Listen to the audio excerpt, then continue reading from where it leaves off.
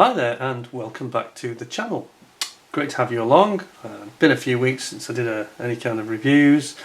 There's been a few recent videos, slideshows of some model builds that we've done.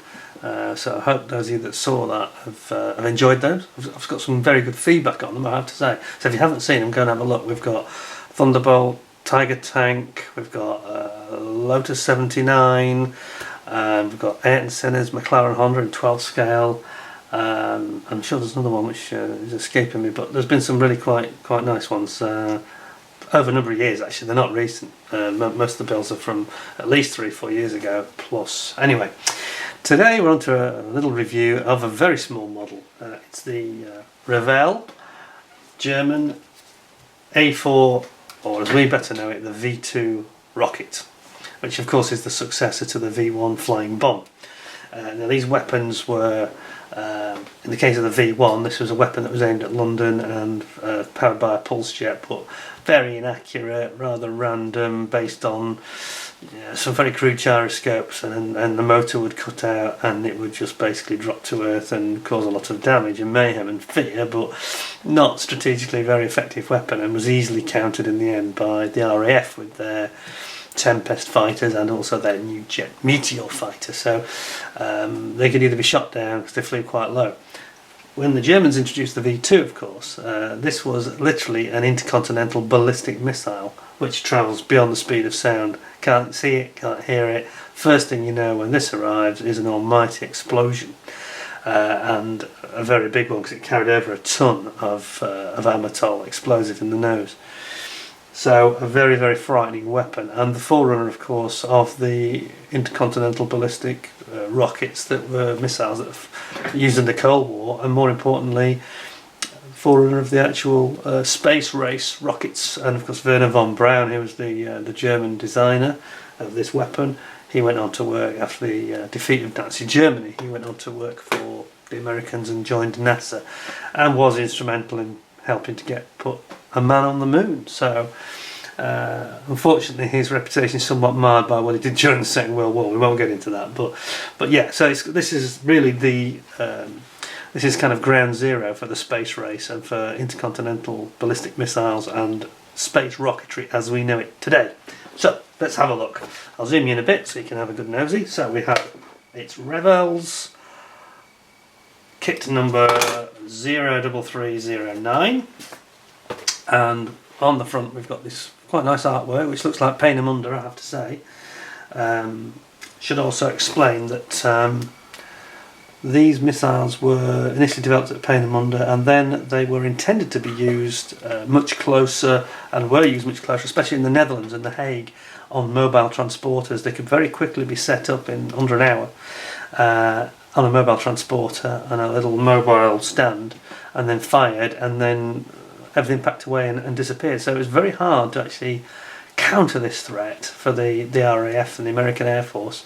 We couldn't really stop this during World War II until we overran after the invasion and D-Day. We were able to overrun by victory on the ground and actually stop them from getting close enough to launch. But there is a site at a place called Epelec in northern France. There is actually two sites. There's one at a place called Vengence, and there's one at Epelec where they have sites. One is a domed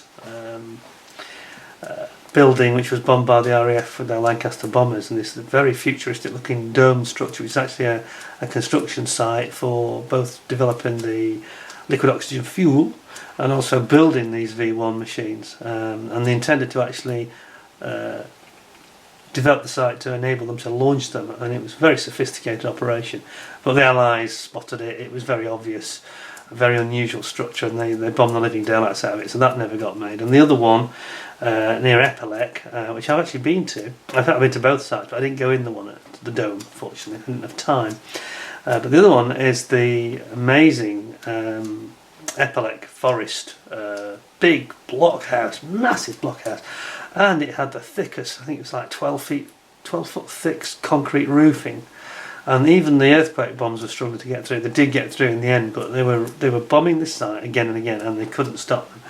But this is when the Germans resorted to this sort of hit and run launching with a mobile launcher, because these sites where they wanted to have a permanent factory for making these rockets and launching them became impossible, because obviously the French underground were tipping off the Allies on a weekly basis about the latest, groundworks and building work that was going on.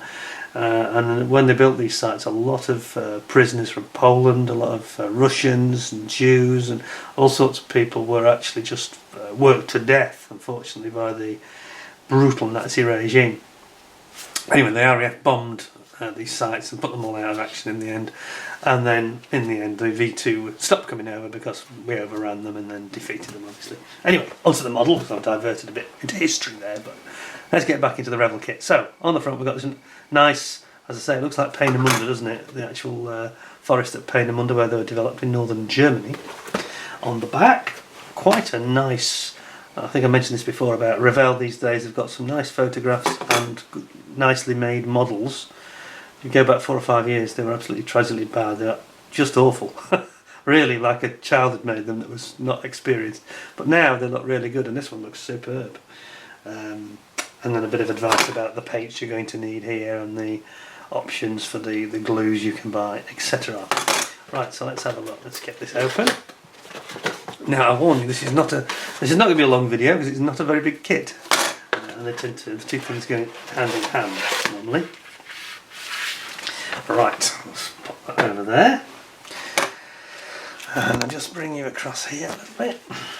So we've got one bag and one set of instructions, and I don't think it has any decals whatsoever on this kit. In fact, no, it does. Oh, it does, I'm wrong. Oh, it does have some decals, okay. I could have sworn when I checked this when I first took delivery, I must have missed them. We'll have a look at those first then. There we are. Not a lot of work there, I'm glad to say, unlike certain recent models we looked at, like the Phantom from Airfix, which had 547 decals, which is quite a lot. I don't know about anybody else watching this. I mean, I'm quite a patient guy, but maybe not 500 plus decals. Anyway, starts with the instructions here.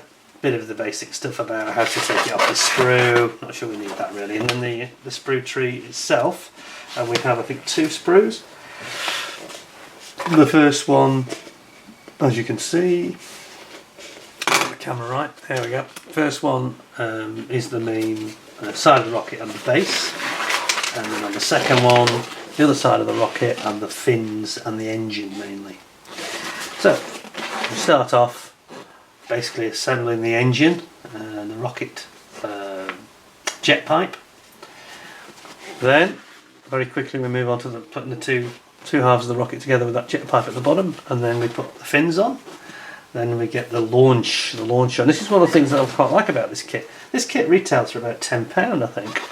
And it's actually, I have to say, if you are returning to modelling and you want to start off with something manageable that will be nice to look at, I think this is a great shout actually, because there's not too many parts, but they're really quite nicely looking moulded. In fact, somebody told me, I'm going to check this, I think this is a reboxing. I have a hunch, I have a hunch that this is maybe one of these ICM kits, or somebody else's. We'll check in a minute if there's any clue on the mould. Don't know if it tells us at the back anyway. I think it's not a Revell kit. I think it's a rebadging by Revell. Anyway, yeah. So we're on to the. It's so small, the instructions. I can't believe I'm already onto the sort of halfway through it. So then you build this base, and you have 2 positions. You've got a stowed position here, where they've got these little flaps, blast flaps, which are closed, or you have them open, and then there's the ring that supports the rocket at the bottom. Then we've got this sort of retention clamps, which you can see here, which hold the rocket in position. I think it's a rotating ring, so they can rotate the rocket should they need to.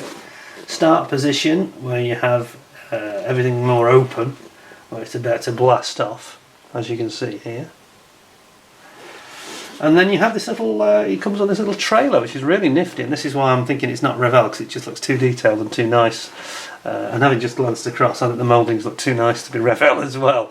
But this is all good because it's at a low price. So you build up this little trailer with the it's got these like a leaf spring system, and you've got your wheels, and then that clips into this, and the whole thing can fold up basically. And then basically that's it. You come to your colour call-out. So you've got the black and white, like the Doppler style that they used to paint all rockets like this to make them easier to photograph when they climb to height. And then below you've got your trailer. You've got an option of camo, which is like green, brown, and light brown sand. And again, same on the other side, just a different pattern really. And then you've got this sort of it's dark green, in fact, very dark green, which. And it could be any one of these. I think that they didn't worry too much about which version was being used in which site or whatever. They would just paint them in one of those colours and get them out. And most of them went off to Holland and were fired at London.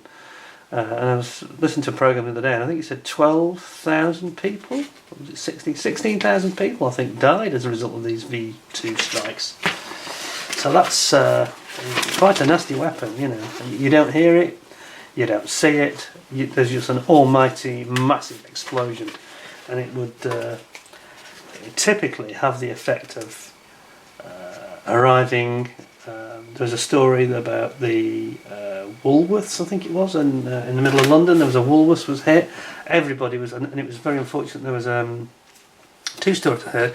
Woolworths were having some sort of a delivery of pans. I think it was pots and pans were quite hard to get hold of because people were giving them up for the metal, for the Spitfires and things, but there was a delivery arrived of probably from America of pots and pans at Woolworths, and apparently this Woolworths in the middle, I think it was Deptford, middle of London, everybody crowded into the Woolworths, and a lot of children were there as well, unfortunately, because Woolworths was famous in those days for having this massive sweet counter, and there was children used to flock to it. I remember even when I was a kid that it used to be a bit like this.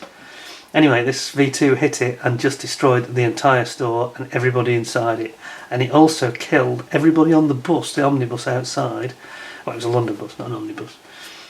And apparently they didn't have a mark on them, the people on the bus. They were just killed by the blast shockwave. Just instant, I don't know about the biology of it, but we'll go into that. Instant death. Didn't know what had hit them. Not a mark on these people, just dead.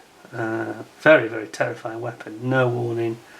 1 minute you're there, next minute you're gone. So quite a nasty weapon. Anyway, let's have a look at the sprues and get off the gruesome stuff. Now then, there's only two, so this will be nice and quick, won't it? Okay, one nice bag, and again, this is clearly not. What does it say? Okay, so it's not ICM, it's MPM. I knew it was somebody else. It's not Revell, it's not ICM. And it's a cracker. Let's just take a look at this. So, this is